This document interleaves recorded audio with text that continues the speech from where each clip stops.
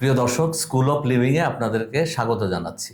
অনেকেই আসক্তির চক্রে আটকে থাকেন, বের হওয়ার পথ খোঁজেন, কিন্তু বুঝতে পারেন না শুরুটা ঠিক কোথা থেকে শুরু করবেন। আজকের ভিডিওতে আমরা ঠিক এই বিষয়টা নিয়েই কথা বলবো।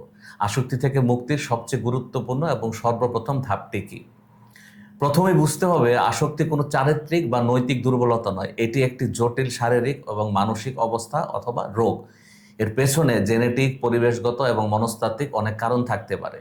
তাই আসক্ত ব্যক্তিকে দোষারোপ না করে সমস্যাটা তাকে বোঝানোটা হচ্ছে জরুরি, অথবা সে নিজেও সমস্যাটা বুঝবে, এটি হচ্ছে সবচেয়ে জরুরি। তাহলে মুক্তির প্রথম ধাপটা কি? অনেক কিছুই অনেকে ভাবতে পারেন, হয়তোবা কেউ ভাবতে পারেন ডাক্তারের কাছে যাওয়া বা পরিবারকে জানানো বা হঠাৎ করে সব কিছু ছেড়ে দেওয়া। এগুলি সবই গুরুত্বপূর্ণ ধাপ, কিন্তু এগুলো প্রথম ধাপ নয়।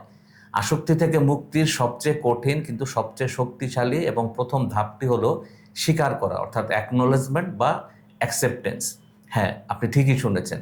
প্রথম ধাপটি হলো নিজের কাছে এবং প্রয়োজনে বিশ্বস্ত কারো কাছে এটা স্বীকার করা যে আমার একটা সমস্যা আছে এবং আমার সাহায্যের প্রয়োজন, বা আমি এই অভ্যাসটি নিয়ন্ত্রণ করতে পারছি না এবং আমি এটা বন্ধ করতে চাই। এই স্বীকারোক্তি কেন গুরুত্বপূর্ণ? প্রথমে হচ্ছে সমস্যা চিহ্নিত করুন। যতক্ষণ না আপনি স্বীকার করছেন যে এটি একটি সমস্যা বা আপনার একটি সমস্যা আছে, ততক্ষণ সমাধানের প্রশ্নই আসে না। অস্বীকার বা ড্যানিয়াল হচ্ছে আসক্তির সবচেয়ে বড় বন্ধু। আমার কোনো সমস্যা নেই, আমি নিজে চাইলেই ছাড়তে পারি, এই চিন্তাগুলো আপনাকে আসক্তির চক্রের মধ্যে আটকে রাখে। স্বীকার করার মাধ্যমে আপনি সেই অস্বীকারের দেয়াল ভাঙছেন। তারপর হচ্ছে পরিবর্তনের ইচ্ছা জাগ্রত হওয়া। যখন আপনি মন থেকে স্বীকার করবেন যে আপনি একটি সমস্যায় আছেন এবং এর থেকে বের হতে চান, তখনই আপনার মধ্যে পরিবর্তনের আসল ইচ্ছেটা জন্মায়। এই ইচ্ছা শক্তিটাই আপনাকে পরের ধাপগুলোতে এগিয়ে নিয়ে যাবে। জোর করে বা লোক দেখানো পরিবর্তন কখনোই দীর্ঘস্থায়ী হয় না। তারপর হচ্ছে সাহায্যের দরজা খুলে যায়। স্বীকার করার মানে হলো আপনি সাহায্যের জন্য প্রস্তুত হচ্ছেন।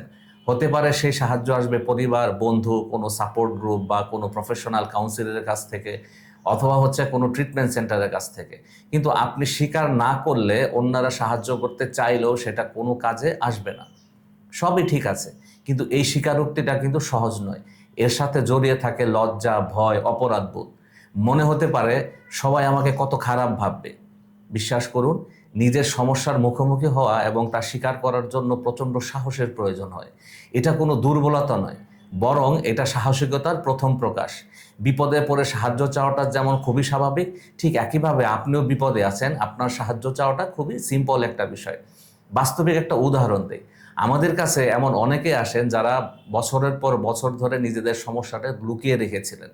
যেদিন তারা প্রথমবার আমাদের কাছে এসে মুখ ফুটে বলেন, আমি মাদক, গেমিং, সোশ্যাল মিডিয়া, পর্নোগ্রাফি বা অন্য কিছুতে আসক্ত, আমি বের হতে চাই, ঠিক সেই দিন থেকে তাদের মুক্তির রাস্তাটা বা মুক্তির যাত্রাটা আসলে শুরু হয়। মনে রাখবেন, স্বীকার করা মানে হেরে যাওয়া নয়, বরং মুক্তির পথে প্রথম বিজয় অর্জন করা। স্বীকার করার পর কি করবেন, কিভাবে সাহায্য খুঁজবেন, সেই ধাপগুলো নিয়ে আমাদের ভিডিও আছে, সেগুলো দেখার অনুরোধ রইল। আমরা আসক্তি থেকে মুক্তির জন্য প্রতিটা পর্বে, প্রতিটা ধাপের জন্য আলাদা ভিডিও তৈরি করেছি। আশা করি ভিডিওগুলো আপনারা প্রয়োজনীয় মনে করলে দেখে নেবেন। যদি আজকের আলোচনা আপনার এতটুকু কাজে এসে থাকে বা আপনার মনে কোনো প্রশ্ন জাগিয়ে তোলে, তাহলে অবশ্যই ভিডিওটি লাইক করুন, আপনার ভাবনা এবং আপনার চিন্তাগুলো কমেন্ট সেকশনে জানান। আর আপনার পরিচিত কারো যদি এই তথ্যের প্রয়োজন হয়, তাহলে অবশ্যই আপনি এই ভিডিওটি তার সাথে শেয়ার করুন। আর স্কুল অফ লিভিং এর পরবর্তী ভিডিওগুলো দেখতে চ্যানেলটিকে সাবস্ক্রাইব করতে ভুলবেন না। সবাই ভালো থাকুন, সুস্থ থাকুন, আবার দেখা হবে।